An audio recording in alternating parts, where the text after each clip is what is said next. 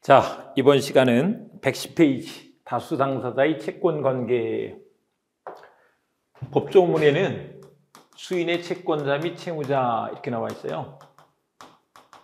수인의 채권자 및 채무자 이렇게 나와 있는데 이게 구민법 제목이에요. 구민법 제목이 더 멋지게 돼 있다고 생각하는 거죠. 그래서 다수 당사자의 채권 관계라고 이렇게 하는데 이게 무슨 얘기냐면 이런 얘기예요. 예를 들면 지금까지는 이렇게 채권자 한 명과 채무자 한 명을 두고 채무자 한 명을 두고 이렇게 했는데 다시 보겠습니다. 갑을 이렇게 해서 채권자 한 명, 또 채무자 한 명 이런 식으로 두고 얘기를 한 거예요. 급부는 1개인데 뭐 X를 주는 거, 돈을 주는 거, 급부는 하나예요. 그런데 다수당사자의 채권 관계는 여기에 채권자가 여러 명일 수가 있죠. 3명 있네. 2명 이상. 아니면 채무자가 여러 명일 수도 있죠. C, D 이렇게 해서. 아니면 채권자도 여러 명, 채무자도 여러 명인 경우가 있는데 이런 것을 뭐라고 한다? 다수당사자의 채권관계, 다수당사자의 채권관계라고 한다. 네, 그렇죠. 그런데 그 다수당사자의 채권관계에 분할 채권관계, 불가분 채권관계, 연대채무, 보증채무 이게 있다는 거예요. 근데 이제 분할 채권관계는 뭐냐면 급부가 가분인 거예요. 나눌 수 있는 급부. 일대 되는 것이다. 그게 분할 채권일 수도 있고 분할 채무일 수도 있어요. 그런데 우리 민법에서는 이 분할 채권 관계가 되는 것을 원칙으로 삼고 있다는 것이다. 분할 채권 관계가 되는 것을 원칙으로 삼고 있다. 이런 거 한번 볼까요? 우리 실제로 많이 나오는 사례에서 봐보면 예를 들면 봐보세요. 우리 갑, A, B 이런 사람들이 어떤 물건을 공유하고 있어요. 공유자예요. 그런데 지우고 보자고요. 예를 들면 갑을병 이 사람들이 공유자인데 물건을 공유하고 있는데 여기 정이라는 사람이 그 X라는 물건을 불법 점유하는 거예요. 불법 점유자. 이런 상태가 되면 갑을병은 예를 들면 거기에 뭐 세가 월세 300 정도가 나온다라고 생각을 해보자고요. 그러면 이 300만 원에 대해서 부당이득 반환 채권을 가지게 되고 또 한편 무단 점유를 하는 것은 불법행위죠. 그래서 손해배상 채권을 가지게 되는데 이들이 가지는 채권은 자기 몫에 대해서만 손해배상을 청구할 수 있는 거예요. 그래서 분할 채권이 된다 이렇게 말한다. 분할 채권. 그러니까 갑은 정한테 100만 원만 달라고 할 수 있는 거야. 돈은 나눌 수가 있죠. 나눌 수가 있어서 100만 원을 달라고 할 수 있다. 을병도 마찬가지로 각자 100만 원씩만 받을 수 있는 채권을 가지는 거야. 이게 분할 채권이다. 근데 이게 급부가 가분이죠. 가분일 때 이렇게 된다. 분할 채무도 한번 말씀드려 볼까요? 분할 채무는 어떤 경우냐면 예를 들면 이제 이런 경우가 있어요. 우리 이런 거 한번 볼게요. 갑이 채권자인데 을이 채무자예요. 그런데 900만 원을 줄 채무를 부담하고 있어. 을이.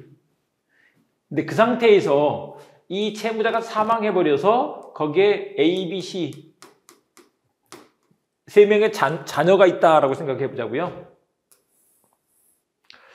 그러면 이제 상속은요, 포괄승계다라고 앞에서 들어봤는데 다 승계라는 거예요. 뭐 X, Y 다 승계라는데 심지어 빚까지, 채무까지 승계를 한다는 거죠. 그래서 900만 원이 다 승계가 되는데 이때는 돈은 나눌 수가 있게 되죠. 그래서 이 각자 n분의 1이 돼서 분할 채무를 부담하게 된다는 거죠. ABC가 각자 300만 원씩, 각자 300만 원씩 분할 채무를 부담하게 된다. 됐죠? 이렇게 분할 채무가 된다는 것입니다. 이렇게 좀 봐주시고요. 그래서 분할 채권 관계. 그런데 불가분 채권 관계가 있어요. 불가분 채권 관계는 이게 이제 급부가 불가분인 거죠. 나눌 수 없는 거. 이런 거 한번 봐볼까요? 만약에 가불병이 우리 이런 걸 한번 생각해 보자고요. 가불병이 X라는 자동차가 있는데 그거를 매매로 정한테 팔았어. 그러면 X는 나눌 수가 없잖아요. 같이 공유하고 있던 걸 나눌 수가 없는데 넘겨줘야 될 거 아니야. 그러면 불가분 채무가 된다는 거죠. 근데 이런 경우도 한번 생각해 볼 수 있어요. 부모님이 건물을 철거할 의무를 부담하고 있는데 철거하지 않은 채 돌아가셨어. 우리 아까 여기서 보자면 금전 채무 같은 경우는 분할 채무가 되지만 이게 아버지가 건물 철거 의무를 부담하고 있었는데 그거를 안 하고 돌아가셨단 말이에요. 그러면 이 A, B, C는 그걸 불가분 채무를 부담한다 이렇게 말한다. 돈은 나눌 수가 있으니까 분할되지만 건물 철거하는 걸 나눌 수는 없잖아요. 불가분 채무가 된다는 거죠. 불가분 채권도 있을 수 있어. 가불병이 정한테 X를 샀다 이렇게 한번 생각해 보자고요. 그러면 X를 같이 받아야 될 거 아니야. 나눌 수가 없는 거야. 그래서 불가분 채권이 된다. 그 다음에 이제 연대채무. 연대채무라는 게 있는데 연대채무가 뭐냐면 연대는 이런 뜻이에요.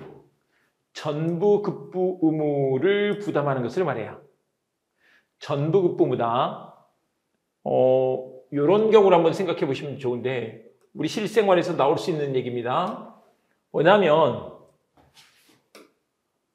이런 거 한번 생각해 보자고요. 우리 뭐냐면 갑이 임대인이고 을병이 임차인이야. 임차인이 두 사람인 거죠. 임대차 계약을 맺고 월세를 차임이라고 부른다. 100만 원의 차임 채무를 부담하고 있을 때 임차인 이 사람들이 우리 원룸을 같이 빌렸다 이런 경우를 생각해 보시라고요. 근데 돈은 나눌 수가 있죠. 원래 급부가 가분일 때는 분할 채무가 되지만 근데 이 경우는 임대인이 확실하게 받을 수 있도록 하기 위해서 법에서 연대 채무로 이렇게 규정을 해놨어요. 근데 이 연대자가 이렇게 붙어 있으면 어떤 의미냐? 전부 급부할 의무가 있다. 전부 급부 의무를 부담한다. 이렇게 말한다. 그 말이 뭔 말이냐? 주인은 그 중에 어떤 한 사람한테 다 받을 수 있다 이 말인 거죠. 근데 예를 들면 을은 돈이 있어서 을병이 둘이 다 직장 다니고 있었다라고 생각을 해보자고요. 뭐 그럼 둘이 나눠서 내면 되겠네. 50만 원씩 내면 되겠네. 예. 그런데 만약에 병이 지금 잘려서 돈을 못 벌고 있어. 돈이 없어. 그랬을 때 주인은 을한테 달라고 하면 을은 병이 지금 돈을 안 줘서 돈을 못 벌어서 난 50만 원밖에 못 내요. 이럴 수가 없다는 거죠. 100만 원을 내야지. 100만 원을 내고 나중에 병한테 받아야죠. 그러니까 둘이 안에서 정산하는 건 둘이서 알아서 할 일이고 연대채무에서는 채권자에 대한 관계에서는 다 줘야 되는 의무다. 이걸 전부급부무다. 이렇게 말한다. 됐죠? 네. 그래서 요 얘기를 꼭 알아두십니다. 그래서 이렇게 하시고 그런데 어떤 한 사람이 다 갚은 거예요. 근데 아까 그 잘린 친구가 돈을 못 냈잖아요. 그러면 이제 다 주고 나중에 야, 네 몫을 내가 냈으니까 내놔. 이렇게 할 수 있는 것이 인정된다. 그런 것을 구상권은 다른 게 아니고 상환 청구할 수 있는 권리다. 야, 상환해줘. 돌려줘. 50만 원 내놔. 하는 권리가 생긴다는 거예요. 그런 것을 구상권이라고 이렇게 부른다. 이제 이런 용어들은 좀 알아두셔야 되죠. 그 다음에 이제 가시면 이 부진정 연대채무라는 얘기를 민법 총칙에서부터 많이 들을 거예요. 근데 부진정 연대채무라는 건 뭐냐면 연대자가 붙어 있는데 그 앞에 부진정이라고 했네요. 근데 사실 우리 민법에는 부진정 연대채무라는 개념을 한 마디도 써놓은 게 없어. 단지 연대채무밖에 없는데 이 부진정 연대채무는 이제 연대채무는요 아무나 연대채무를 부담하지는 않을 거 아니에요. 그 임차인들 사이에 소위 말하는 주관적 공동관계가 있다 이렇게 말을 한다. 주관적 공동관계가 있는데 근데 부진정 연대채무는 그런 게 없을 때 그럴 때 부진정 연대채무가 된다. 주관적 공동 관련성이 없을 때 인정되는 것이다. 이렇게 말한다. 근데 주로 손해배상 채무에서 많이 생겨요. 손해배상 채무에서 많이 생긴다. 이때 피해자 구제를 위해서 부진정 연대채무를 해주는 것들이 많이 있는데 예를 들면 봐보세요. 교통사고가 났는데 내가 택시를 타고 가는데 택시 기사의 잘못과 또 뒤차 앞차의 잘못으로 인해서 추돌사고가 났어. 그러면 뭐 세대가 그렇게 추돌사고가 났다고 보자고요. 그러면 내가 피해자인데 그 세대 차 주인들 이제 세 명이 있단 말이에요. 세 명이 같이 나한테 부진정 연대채무를 부담한다 이렇게 말을 한다. 그러면 아까 연대자가 붙어 있으면 전부급부모가 있다 그랬죠. 그 중에 한 사람 콕 집어서 난 다 받을 수 있어. 손해배상을 다 받을 수 있어. 하는 게 부진정 연대채무가 된다. 시험 문제로 부진정 연대채무 이런 것들이 되게 많이 나와요. 근데 그때 보시도록 하고요. 그 다음에 이제 보증채무가 있다. 보증채무가 있는데 보증채무는 뭐냐 하면 요건데 우리 이런 거 한번 생각해 보자고요. 뭐냐면 이런 거요. 가장 일반적인 거 갑이 채권자인데 을이 돈을 100만 원 부담한 채무자예요. 근데 이제 요즘은 좀 덜 쓰입니다. 근데 채무자가 돈을 안 갚을 거에 대비해서 보증인을 세우는 거죠. 보증인을 세워. 이제 그럴 때 원래 빚을 진 사람, 이 사람을 주채무자라고 한다. 그래서 주채무가 있게 되는데 혹시 너 이 채무자가 못 갚으면 내가 대신 갚을게요 라고 채권자한테 채무를 부담하게 되죠. 이런 것을 보증채무라고 한다. 근데 보증채무는 보증계약을 통해서 이루어져요. 보증계약을 통해서 이루어진다. 그래서 주채무, 보증채무가 있다. 근데 앞서서 우리 물상보증인 이런 얘기를 잠깐 말씀드렸는데, 물상보증인이 되어서 만약에 아들, 딸이 사업자금 필요해서 은행에서 대출을 받아요. 주채무를 부담하는데, 채무를 부담하는데 부모님이 그냥 보증을 섰어. 보증계약을 맺은 거죠. 근데 부모님의 집에 아파트에다가 저당권 설정을 했어. 그럴 때는 그 아빠 엄마가 뭐가 된다? 물상보증인이 된다는 거죠. 근데 이 물상보증인은 앞서서 우리 말씀드렸는데 채무를 부담하는 게 아니라고, 그냥 책임을 지는 거지. 그런데 여기는 보증 채무 그랬잖아요. 보증인은 채무자인 것이다. 그리고 이제 이게 물권법에서 공부할 때 보증인이 되는 것은 이제 인적 담보가 되죠. 그런데 물상 보증인이 저당권 설정을 해줬어. 그러면 이거는 물적 담보가 된다. 물적 담보 이렇게 말한다. 인적 담보와 물적 담보가 있다. 이렇게 설명을 한다고. 네, 그럴 때 좀 알아두시면 되겠습니다. 그런데 이제 문제는 채권자가, 원래 설명으로 보자면 채권자가 채무자한테 달라고 하고 안 갚으면 보증인한테 달라고 해야 될 텐데, 근데 채권자는 사실 보증인한테 먼저 달라고 청구할 수도 있어요. 그런데 이제 보증인은 이때 어떻게 할 수 있느냐? 보통의 보증에서는 최고 검색의 항변권을 가진다 이렇게 말하죠. 말 자체가 좀 어려운데 이것도 민법 총칙에서부터 이런 용어가 나오니까 한번 봐주실 필요가 있습니다. 그래서 보시면 이 최고 검색의 항변권은 최고의 항변권이죠. 그다음에 이제 검색의 항변권이 있는데, 최고의 항변권은 먼저 주채무자한테 달라고 청구해라. 네, 주채무자에게 먼저 달라고 청구해라 이 말이에요. 채권자가 보증인에게 이행 청구를 해올 때 먼저 주채무자에게 청구할 것을 항변할 수 있는 권리, 이걸 최고의 항변권이라고 하고요. 그 다음에 이제 이 검색의 항변권은 뭐냐 그러면 먼저 주채무자 재산에 대해서 강제 집행해라 라고 항변할 수 있는 권리를 검색의 항변권이라고 한다. 최고 검색의 항변권이 있다. 근데 이제 연대보증에서는 연대자가 이렇게 앞에 붙었죠. 최고 검색의 항변권이 없다 이렇게 말한다. 그래서 우리 채권자 입장에서 이런 최고 검색의 항변권이 보증인에게 있다는 걸 다 알기 때문에 이런 걸 무력화시켜 버리려고 다 연대보증 계약을 맺는 거죠. 그러니까 연대보증, 이게 되게 무서운 거예요. 채권자 입장에서는 다 아니까 이런 계약을 맺죠. 자, 이렇게 해두시면 되겠고요. 그 다음에 이제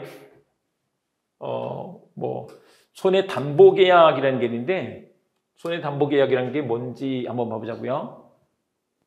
손해를 담보하겠다는 계약인 거죠. 근데 손해담보계약은 뭐냐면 이 보험계약 같은 것들 생각해 보자고요. 보험회사가 상대방한테 나중에 혹시 너 뭐 교통사고가 나서 아니면 뭐 집에 불이 나서 타버렸어? 그러면 내가 그거 책임질게 라고 하는 거죠. 이런 보험계약을 특히 뭐라고 한다? 손해담보계약이라고 이렇게 부른다고. 손해를 책임진다 이런 얘기죠. 담은 진다 이런 뜻이고요. 보는 보증한다 이런 뜻이잖아요. 손해를 책임진다 하는 계약을 맺는 거야. 그게 보험계약이 그런 거잖아요. 네, 이렇게 봐주시면 되겠습니다. 자, 됐고, 그 다음에 채권양도와 채무인수를 공부해 보실 건데, 우리 채권양도 채무인수 이거는 뭐냐면 이런 문제예요. 일단 여기서 요걸 한꺼번에 좀 알고 가셔야 될 텐데, 예를 들면 봐보세요. 갑이 매도인, 을이 매수인,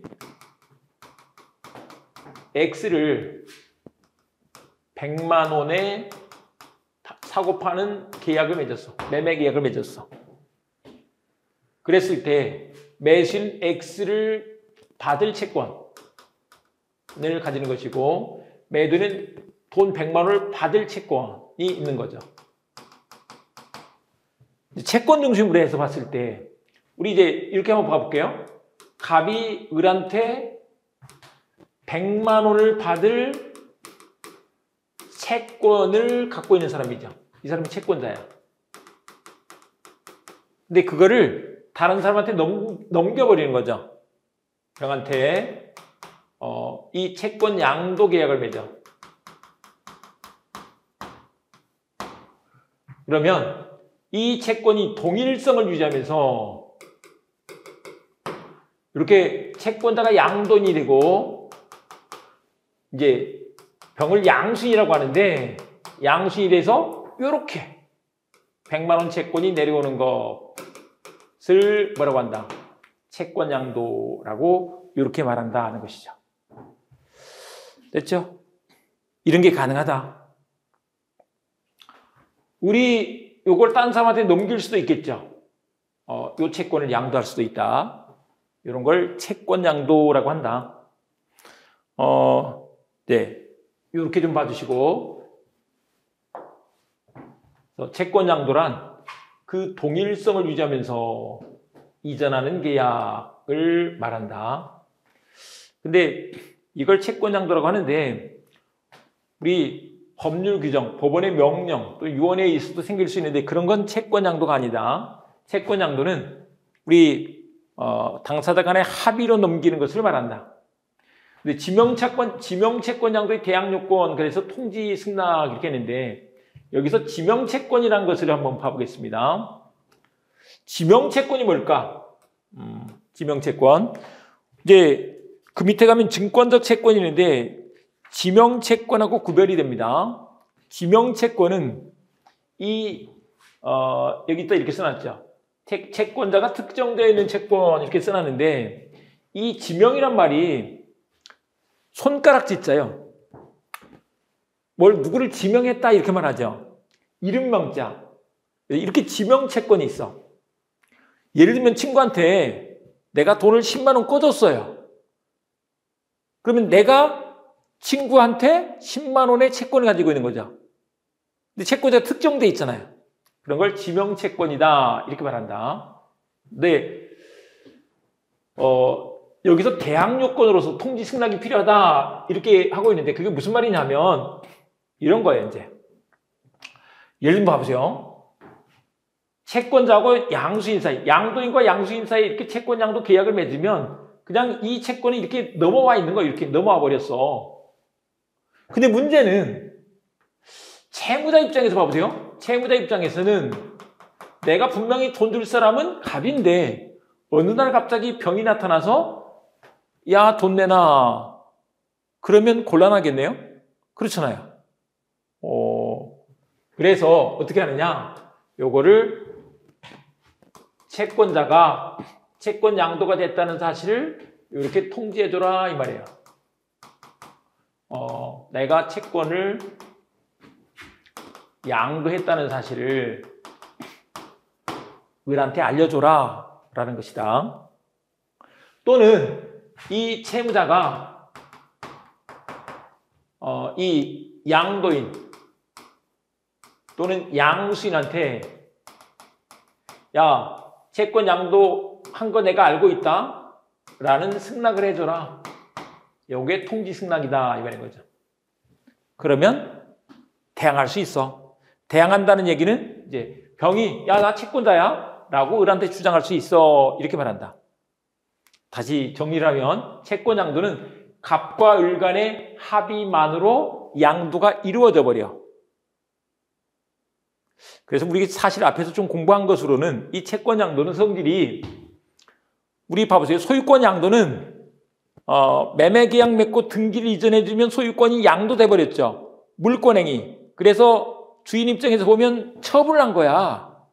그런데 채권 양도는 이게 채권자가 채무자하고 양수인하고 합의를 했더니 채권이 양도가 돼 버렸어. 그래서 처분돼 버렸어. 이런 것을 준물권행위다 이렇게 말한다는 거죠. 준물권행위. 그거하고 관련해서 우리 물권행위가 있는데 이 두 개를 합쳐서 처분행위다. 이렇게 한다고 했었잖아요. 이렇게 되는데 다만 채무자에게 대항하려면 또는 다른 제3자에게 대항하려면 이런 게 있어야 돼. 통지 승낙이 있어야 돼. 제3자에 대한 대항 요건으로는 그 통지 승낙을 할 때 확정일자를 받아라 이렇게 말한다. 확정일자는 뭐 여기서 알 필요는 없습니다. 네, 이렇게 되고요. 그런데 증권적 채권의 양도, 증권적 채권의 양도라는 게 있는데 일단 증권적 채권이라는 건 뭐냐면 이게 엄수표 같은 것들을 말해요. 엄수표 같은 것들인데 증권적 채권은 이걸 나중에 유가증권이라고도 합니다만 이 종이에다가 채권을 넣어놓은 거죠. 그런 걸 화채라고 표현한다. 채권을 증권에 화채시켜 성립, 존속, 양도, 행사 등이 증권의 형태로 이루어지는 채권을 말한다. 근데 지시채권 같은 경우는 어음수표 같은 것들을 말해. 그런데 그런 것들은 그 지시한 사람한테만 이행하는 거죠. 근데 그걸 양도할 때는 어떻게 하느냐? 나중에 배서해서 교부하는 방식으로 넘겨주는 거죠. 뒤에다가 소위 말하는 뭐 이서라고도 하는데 배서를 합니다. 그 배자가 등배자예요. 뒤에다가 배서해서 교부하는 방식으로 한다. 뭐 우리가 좀 들어본 걸로 어음수표 같은 게 그렇죠. 그 다음에 이제 무기명 채권은 우리도 많이 아는 것들인데 무기명 채권은 우리 상품권 같은 거 생각해 보시면 돼요. 상품권. 이름 없죠. 아니면 우리 왜 여러분 식권 같은 것들도 그렇죠. 식권이나 뭐 극장 입장권 이런 것들은 내가 그걸 끊었어. 그러면 근데 거기에 누가 채권자다 이런 걸 안 써놨잖아요. 그래서 나중에 예를 들면 친구가 야 식권 한 장만 빌려달래 주면 넘어가는 거죠. 그래서 여기는 교부하면 끝나는 거야. 상품권도 우리 뭐 도서상품권, 문상 이런 것들이 있잖아요. 그냥 주면 넘어간 거죠. 이런 게 무기명 채권의 양도다는 것이다. 여기서 이 정도만 좀 알아두셔도 될 것 같아요. 이렇게 알아두시고 그 다음에 채무인수라는 게 있다. 채무인수라는 제도가 있는데 그 채무인수가 민법에 규정되어 있는 것은 면책적 채무인수인데 병존적 채무인수, 병존적 채무인수 이런 걸 뭐 중첩적 채무인수다라고도 이렇게 하죠. 중첩적 채무인수라고도 하는 제도가 있는데 이 두 가지가 어떻게 차이가 있는지를 잠깐 한번 말씀드려 보겠습니다. 요거는 이런 건데 보겠습니다. 이런 거예요. 갑이 채권자, 을이 채무자. 아까 우리 을이 돈 100만 원을 갑한테 줄 채무를 부담하고 있어. 100만 원 채무를 부담하고 있어. 예를 들면 아까 매매 대금으로 100만 원 주기로 했어. 100만 원 채무를 부담하는 거죠. 매수인이. 그런데 이 채무를 그대로 동일성을 유지하면서 넘겨줄 수가 있어. 병이 인수인이 된다라고 하는데 채무를 인수하는 거야. 그런데 원래 채무자는 채무를 면하고 인수인만 채무를 부담하는 거야. 이런 걸 특히 뭐라고 하느냐? 원래 채무자가 면책된다 그래서 면책적 채무인수라고 한다. 요게 인정된다. 그러면 이제 이때 면책적 채무인수가 있게 되면 이 100만 원 채무를 인수인이 부담하게 되는 거죠. 이제 어떤 식으로 이루어질 건지 이런 것들은 이제 구체적으로 좀 더 공부해야 되는 내용이니까 그런 거 나중에 이제 또 본격적으로 공부할 때 공부하기로 하고요. 그 다음에 이제 이가고 구별해서 병존적, 우리 판례는 중첩적이란 말도 많이 쓰는데 중첩적 채무인수도 있다. 요거는 뭐냐면 이런 거예요. 똑같이 을이 100만 원 채무를 부담하고 있어. 그런데 이 원래 채무자가 채무를 부담하는데 인수인도 또 채무를 부담하는 거야. 그래서 원래 채무자도 채무를 부담하고 인수인도 또 채무를 부담해. 이런 걸 병존적, 중첩적 채무인수다라고 한다. 그러면 이제 인수인도 마찬가지로 100만 원 채무를 또 부담하는 거죠. 근데 채권자가 그러면 100만 원 해서 200만 원을 받는 게 아니고 어떤 한 사람한테 100만 원을 받았으면 그건 채권의 목적을 달성했기 때문에 이 다른 채무도 소멸해버리는 거야. 을과 병한테 어쨌거나 100만 원만 받으면 되는 거야.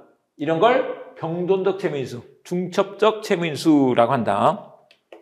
근데 일반적으로는 이제 채권자 입장에서 봐보면 채무자 한 명 없어지는 것보다 놔두고 또 한 명 채무자가 있는 게 더 낫겠죠.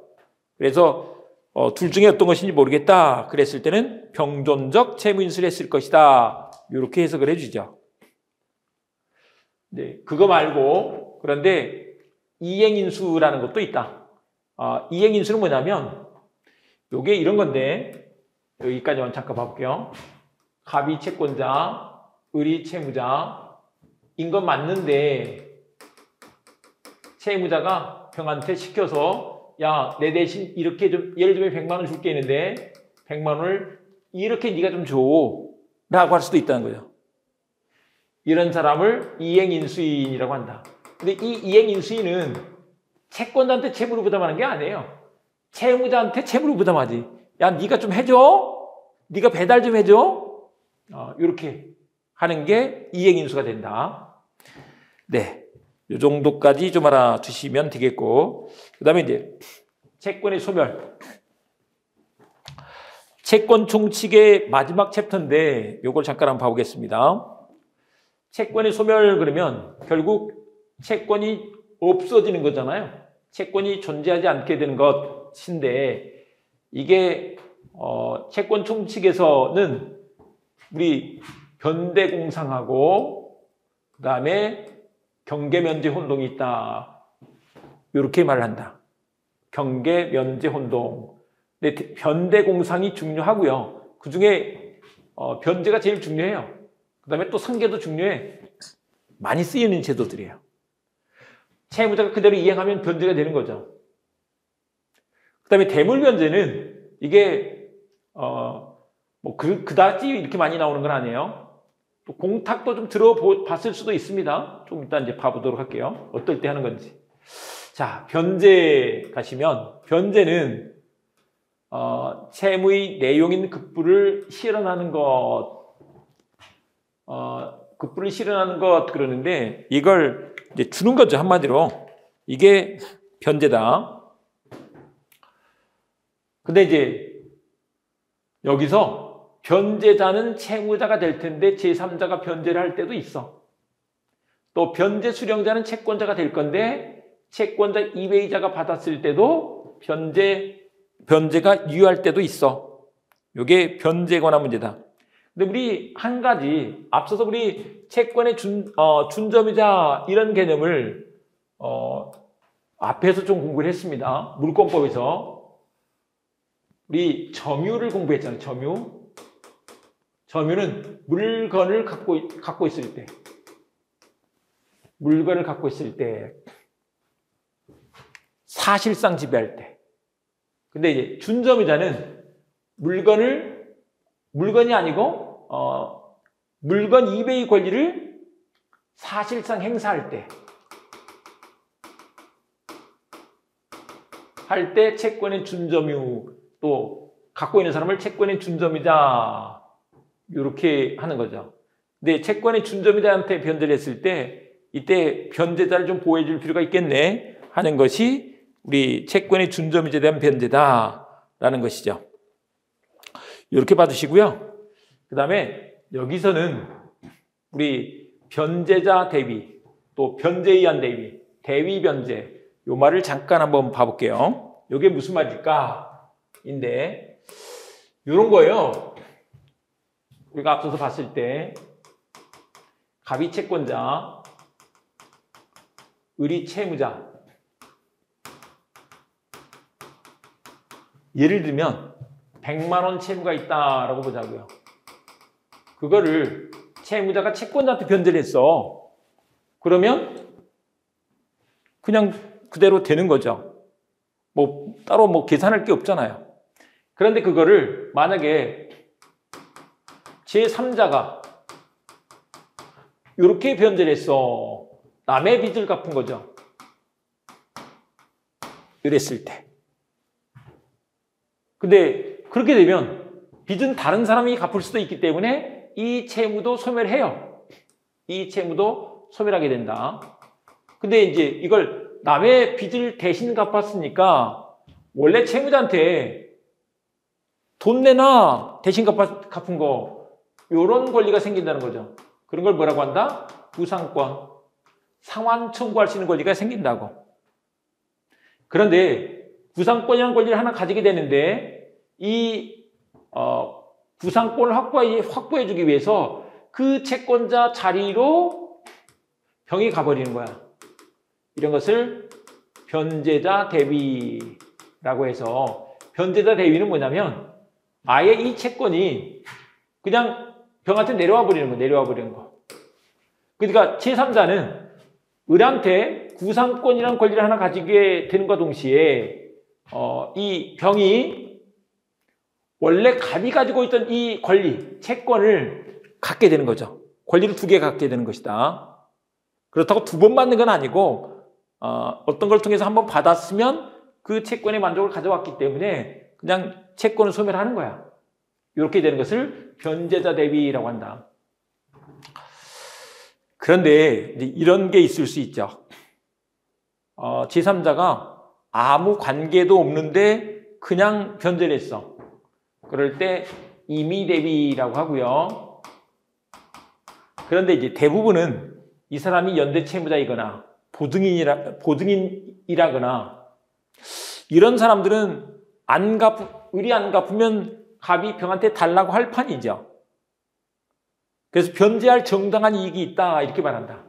그럴 때는 변제로 당연히 대위를 하게 되는데 그런 걸 특히 법정 대위라고 이렇게 부른다.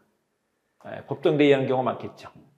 그래서 이렇게 되는 구조를 좀 알아두시면 좋겠다. 변제자 대위, 변제에 의한 대위가 있는데 그 안에 임의대위, 법정대위가 있다는 거예요. 임의대위, 법정대위가 있다. 그런데 대물변제라는 걸 한번 봐보자고요. 근데 그 전에 요걸 한번 봐보실 건데 우리 뭐냐면 변제를 할 때 어떻게 해야 될까? 이게 변제의 제공이라는 게 있는데 변제를 할 때 채무 내용에 쫓아서 해야 된다는 거예요. 그런데 이와 관련해서 지금 대물변제는 뭐냐면 이런 것인데 이거 한번 봐보세요. 뭐냐면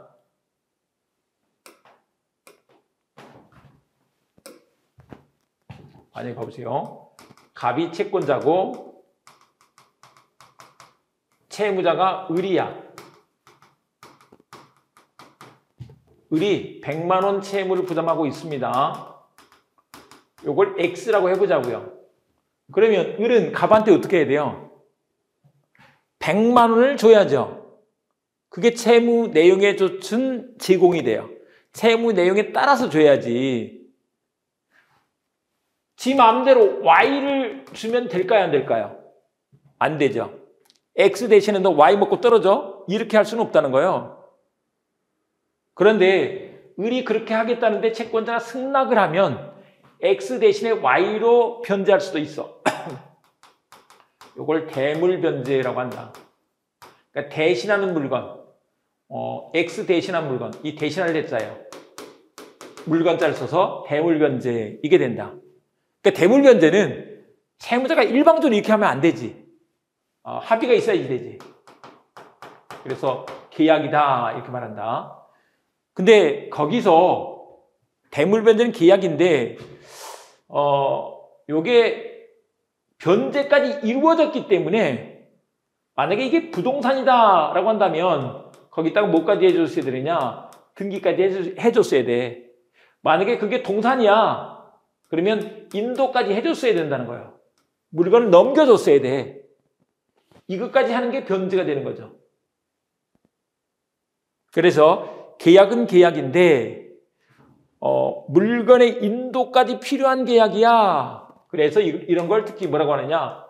요물계약이라고 한다. 요물계약인지 낙성계약인지 하는 것들은 우리 다음 시간에 이제 우리 채권 강론 들어가서 공부를 하실 건데, 채권 강론 들어가셔서 공부하실 건데, 일단 여기서는 그냥 한번 들어줍니다. 계약이 성립하는데 물건의 인도가 필요한 계약을 특히 뭐라고 한다? 요물계약. 근데 일반적으로는 낙성계약이다 그래요. 낙성계약은 뭐냐면 이렇게 한번 생각해 보면 좋겠는데, 계약을 할 때 청약하는 사람이 있고 그것에 대해서 승낙하면 계약이 되죠. 승낙이 있을 때 계약이 성립해. 낙성. 네. 합의만 있으면 되는 거야. 합의만 있으면 계약이 되는 것을 낙성계약이라고 하는데, 근데 대물변제는 거기서 물건의 인도까지 필요하대. 그래서 요물계약이다 이렇게 말한다. 대물변제와 관련해서 이렇게 계약이 된다. 그런데 이 대물변제하고 경계라는 게 구별이 된다. 경계는 이제 뒤에서 나올 건데, 경계가 뭔지는 조금 이따 봐보도록 하겠습니다. 그런데 나중에 우리 채권법 공부하실 때 대물변제의약이라는 걸 공부한다. 대물변제의약은 뭐냐면, 돈 빌린 사람이 나중에 돈 못 갚으면 내 집으로 대신 변제할게 라고 미리 예약해 두는 거예요. 이게 대물변제의약이다 이렇게 말한다. 미리 계약해 두는 거, 이런 걸 대물변제의약이다 이렇게 말한다. 자, 됐고, 그 다음에 이제 공탁. 우리가 공부하려고 하는 건 변제공탁이라는 제도인데, 뭐 이런 공탁도 있어요. 이런 공탁도 있는데, 이런 건 우리 시험에서는 문제가 안 되고 변제공탁을 공부한다. 근데 변제공탁이라는 건 뭐냐면, 이게 이럴 때 되는 거예요. 우리 채권자가 있고 채무자가 있는데, 이건 변제자라고 해보자고요. 변제는 꼭 채무자가 하는 게 아니고 제3자가 할 수도 있어. 근데 변제자가 변제를 하는데 채권자가 수령 거절을 하거나 또는 수령 불능이야. 수령 불능. 또는 채권자가 확실히 누군지 모르겠어. 이걸 채권자 불확지라고 하는데, 그럼 이렇게 줄 수가 없잖아요. 근데 그렇다고 이 변제자가 계속 채무에 묶여 있으면 안 되겠잖아요. 그래서 여기에 공탁소라는 곳에다가 아예 그냥 갖다 맡겨버릴 수가 있어. 이렇게 변제 공탁을 해버려. 그러면 이 변제 공탁의 효과로서 이 채권이 소멸해버리는 거. 채권이 소멸하게 된다. 그리고 이제 채권자는 공탁소한테 나중에 그걸 달라고 할 수 있는 권리를 가지게 되는 거죠. 공탁물 출급청권이라는 권리를 가지게 된다. 이런 게 공탁제도가 된다는 것인 거죠. 네, 이 정도 해두시고, 그 다음에 이렇게 해두시고, 그 다음에 상계라는 제도를 공부해 보겠습니다. 상계는 뭐냐면, 상계는 이게 서로 상자에다가 계산할 계자인데 상호간에 계산을 해버린 거야. 그냥 퉁치는 것이다 이렇게 생각해 보자고요. 여기서 보자면, 예를 들면 이런 거예요. 갑이 을한테 100만 원을 받을 채권이 있고요. 그 다음에 90만 원을 줄 채무가 있다. 이렇게 한번 생각해 보자고요. 을 입장에서 보면 100만 원을 줄 채무가 있고 90만 원을 받을 채권이 있는 거죠. 근데 굳이 100만 원 받고 90만 원 주고, 을 입장에서 100만 원 주고 90만 원 받고 이럴 필요가 없잖아요. 90만 원 범위에서 퉁쳐버리면 간단히 결제가 돼버리잖아요. 간편하지. 예, 이런 게 상계다. 근데 이제 상계자 입장에서 봤을 때 만약에 갑이 상계를 했다. 갑이 상계자다. 그러면 상계자가 갖는 채권을 특히 뭐라고 부르냐? 자동채권이다 이렇게 부르고 이 상계자의 채무를 뭐라고 하느냐? 수동채권이라고 이렇게 부른다. 네, 이렇게 하죠. 근데 상계는 이게 일방적으로 하는 거야. 일방적으로. 야, 상계야. 상계의 또 중요한 기능 중에 하나가 뭐냐면 이런 거예요. 사실 항상 갑이 을한테 돈을 100만 원 받을 채권이 있는데 자기가 만약에 90만 원을 줄 게 있다면 90만 원 한도에서는 퉁칠 수 있기 때문에 90만 원 범위에서는 떼일 염려가 없네. 그래서 담보적 기능이 있다. 이렇게 말하죠. 네. 그래서 이렇게 봐두십니다. 그래서 같은 채무를 같은 액수만큼 소멸시켜버리는 거. 근데 이게 단독행위지. 일방적으로 하는 거야. 그리고 상계하려는 자의 채권을 자동채권이라고 하고 그다음에 상계자의 채무를 수동채권이라고 한다. 채무를 수동채권이라고 한다. 네. 그 다음에 이제 경계 볼게요. 경계. 우리 이런 건데 앞서서 이렇게 했었죠. 갑과 을 사이에서 X 채무가 있어요. 뭐 돈을 100만 원 줄 채무다 이렇게 한번 해보자고요. 근데 X 대신에 Y로 대신 갚어. 그래서 변제까지 이루어져 버렸어. 이게 대물 변제죠. 그런데 경계는 이게 경이 뭐 기록경신 할 때 또 개는 고칠 개자죠. 그러니까 바꾸고 고쳐놓는 거예요. 원래 을이 부담하는 채무가 X인데 X는 없애는 것으로 하고 Y 채무가 생기는 것으로 하는 것을 경계라고 한다. 그런 걸 경계라고 한다. 근데 여기서 채권의 소멸 원인에서 이게 나오는 것은 어쨌거나 X 채무는 소멸했잖아요. 그런 측면에서 경계가 나오는 것이다. 네, 이런 것이고요. 그 다음에 마지막으로 면제라는 게 있다. 면제는 그냥 알기 쉬워요. 채권자가 야, 너 갚지 마 라고 하는 게 면제가 되는 거죠. 너 갚지 마 라고 하는 게 면제가 된다. 이것도 채권자가 일방적으로 하는 거예요. 단독행위가 되죠. 네, 이렇게 되고 그 다음에 마지막으로 혼동. 우리가 혼동을 물권법에서 공부했는데 이 채권법에서도 나오는 거죠. 앞서도 말씀드린 게 이런 건데 예를 들면 내가 아버지한테 돈을 1억 빌려서 사업을 하는데 우리 부자 관계는 정말 깔끔해서 빚은 빚이다 이렇게 하고 있단 말이에요. 그래서 나는 돈을 빌렸으면 어쨌거나 그 사업을 해서 돈 벌어가지고 1억을 갚아야 돼. 근데 내가 독자인데 그 사이에 아버지가 돌아가셨어. 그러면 그 아버지가 갖고 있던 채권도 내가 승계를 하는 거 아니에요? 포괄 승계를 하는 거 아니냐고요? 상속을 하죠. 그러면 이제 내가 채무자인데 또 한편 내가 채권자가 된 거예요. 근데 내 통장에서 1억을 빼서 내 통장에 또 넣을 필요가 있겠냐 이 말인 거죠. 그럴 필요가 없지. 그래서 혼동으로 채권이 소멸한다. 근데 봐보세요. 원래 내 호주머니 속에 채무가 들어있었는데 내 호주머니에 채권도 또 들어온 거야. 호는 섞였죠. 들어와서 동일한 사람한테 섞였어. 그랬을 때 그 채권 채무가 있을 필요가 없잖아요. 그게 혼동으로 소멸하는 것이다. 이렇게 말한다. 소멸하지만 또 예외적으로 존속할 때도 있긴 있어요. 예외적으로 그럴 때가 있다. 이렇게 봐주시면 되겠습니다. 네.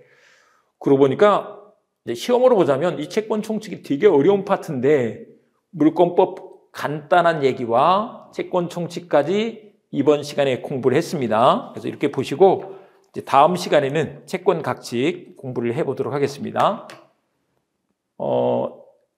입문 강의는 이걸 가지고 막 완전히 막 뿌리를 뽑겠다 이런 생각으로 보시면 안 되고요. 가볍게 들으시고 그다음에 잘 모르는 것들은 나중에 내용 체크를 하시면 돼요. 또 찾아보기를 통해 찾아보시면 된다고. 법률 용어 사전 기능을 하자고 이 책을 만든 것이지 민법을 막 끝내겠다고 한 게 아니다. 민법 끝내는 건 이제 우리 기본 강의 가서 해야죠. 다음 시간에 우리 또 기본 강의 때 보기로 하는데 그 전에 채권 각지 끝내고 기본 강의 때 또 보겠습니다. 네, 수고했습니다.